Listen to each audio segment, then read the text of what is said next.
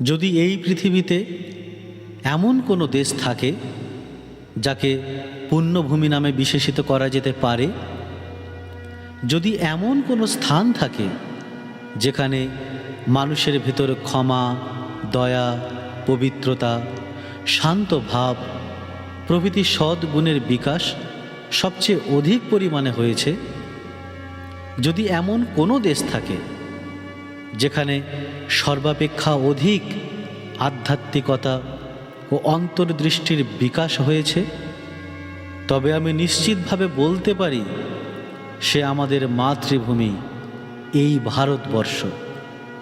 রাজনৈতিক বা সামরিক শ্রেষ্ঠতা কোনো কালে আমাদের জাতীয় জীবনের উদ্দেশ্য নয়, কখনো ছিলও না, আর কখনো তা হবেও না।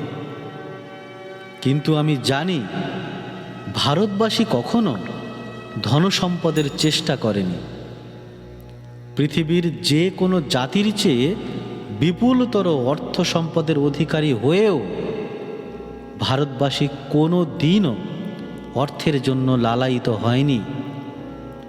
যুগ যুগ ধরে ভারতবর্ষে এক শক্তিশালী জাতি ছিল, কিন্তু তার কখনো ক্ষমতার লোভ ছিল না। অন্য জাতিকে জয় করার জন্য ভারতবাসী কখনো বাইরে যায়নি। নিজেদের সীমার মধ্যে তারা সন্তুষ্ট ছিল, বাইরের সাথে বিবাদ করেনি।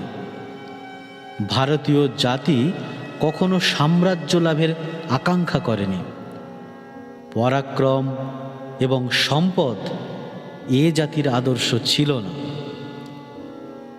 প্রাচীন উপনিষদের যুগ থেকে আমরা পৃথিবীর সামনে স্পর্ধার সঙ্গে এই আদর্শ প্রচার করেছি। ন প্রজায়া ন ধনেন ত্যাগেন্নৈকেই অমৃতত্ব মানস।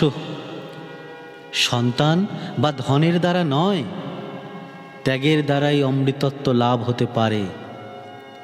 জাতির পর জাতি এই প্রতিদ্বন্দ্বিতার সম্মুখীন হয়েছে এবং বাসনার জগৎ থেকে তারা জগৎ রহস্য সমাধানের আপ্রাণ চেষ্টা করেছে। সকলেই ব্যর্থ হয়েছে। প্রাচীন জাতিগুলি ক্ষমতা, অর্থগহিষ্ণুতার ফলে জাত, অসাধুতা ও দুর্দশার চাপে বিলুপ্ত হয়েছে। নতুন জাতিগুলি পতনোন্মুখ।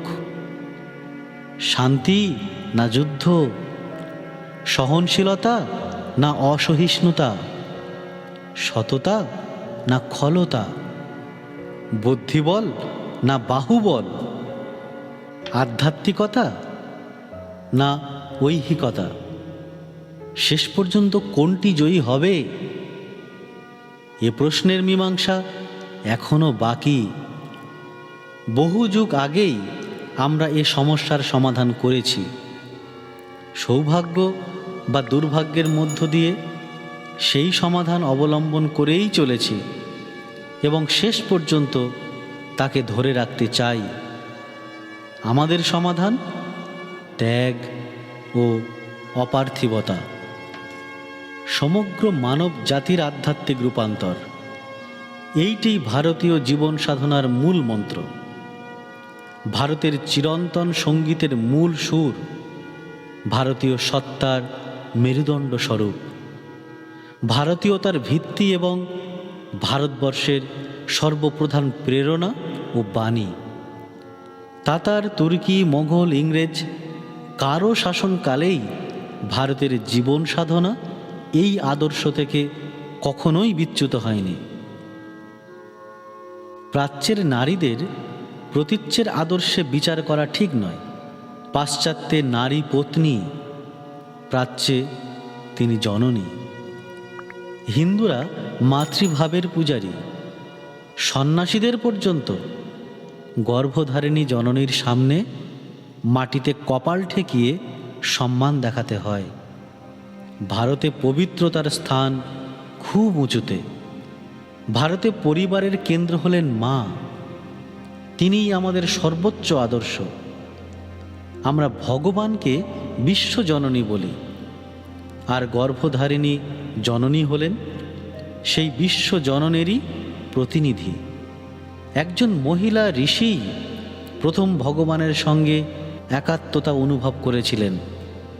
বেদের একটি প্রধান সূক্তে তার অনুভূতি লিপিবদ্ধ হয়েছে। যে জাতক ঈশ্বর আরাধনার ভিতর দিয়ে ভূমিষ্ঠ হয়েছে সেই হলো আর্য, আর অনার্য সেই যার জন্ম ইন্দ্রিয় পরায়ণতার মাধ্যমে। ভারতবর্ষে সুচিতার ধারণা এত গভীর যে আমরা এমনকি বিবাহকে পর্যন্ত ব্যভিচার বলি, যদি তা ধর্ম সাধনায় পরিণত না হয়।